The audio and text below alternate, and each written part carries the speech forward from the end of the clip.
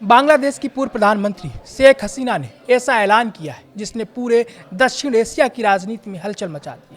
शेख हसीना कह रहे हैं कि वो दिसंबर 2026 में भारत से बांग्लादेश लौटेंगी, सरेंडर करेंगी और इन्हें मौत का कोई डर नहीं है। लेकिन सबसे बड़ा सवाल ये है, आखिर दिसंबर ही क्यों चुना है? क्या ये सिर्फ एक तारीख है या इसके पीछे छिपी एक बड़ी राजनीतिक रणनीति है?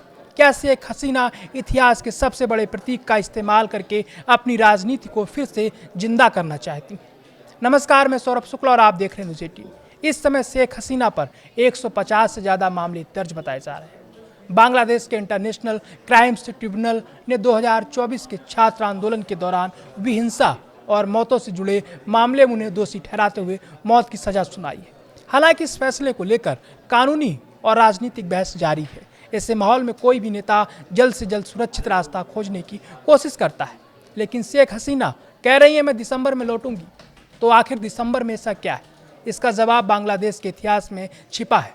पहली वजह 1971। 16 दिसंबर 1971 यही वो दिन था जब पाकिस्तान की सेना ने भारतीय सेना के सामने सरेंडर किया था। यही वो दिन था जब बांग्लादेश एक आज़ाद देश बना। यही विजय दिवस है और इसी आज़ादी के सबसे बड़े नायक थे बंग बंधु शेख मुजीबुर रहमान, यानी शेख हसीना के पिता। मतलब दिसंबर सिर्फ कैलेंडर का महीना नहीं है, ये उस परिवार की सबसे बड़ी राजनीतिक विरासत का प्रतीक है। अब दूसरी वजह समझिए। दिसंबर 1990 बांग्लादेश में लंबे आंदोलन के बाद सैन्य शासक हुसैन मोहम्मद इरशाद को सत्ता छोड़नी पड़ी। लोकतंत्र की वापसी हुई। उस आंदोलन में अवामी लीग की अहम भूमिका थी, यानी दिसंबर एक बार फिर बदलाव का महीना बना। अब तीसरी वजह, दिसंबर 2008 आम चुनाव पे अवामी लीग ने ऐतिहासिक जीत दर्ज की। शेख हसीना दोबारा सत्ता में लौटी। यहीं से उनका सबसे लंबा राजनीतिक दौर शुरू हुआ, यानी आज़ादी, लोकतंत्र और सत्ता में वापसी। तीनों बड़े पड़ाव दिसंबर में ही आए। अब सवाल यह है, क्या शेख हसीना फिर उसी इतिहास को दोहराना चाहती हैं? क्या वो अपने समर्थकों को ये संदेश देना चाहती हैं कि जिस महीने ने मुझे पहले जीत दिलाई वही महीना मेरी वापसी भी कराएगा? राजनीति में प्रतीकों की ताकत बहुत बड़ी होती है।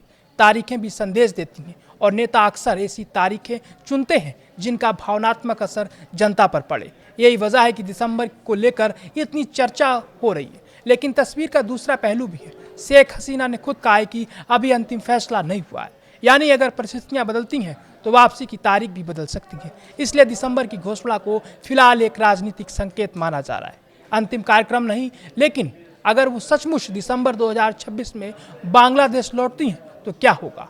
क्या उन्हें एयरपोर्ट से सीधे गिरफ्तार किया जाएगा? क्या अदालत में पेश किया जाएगा? क्या उनके समर्थक सड़कों पर उतरेंगे?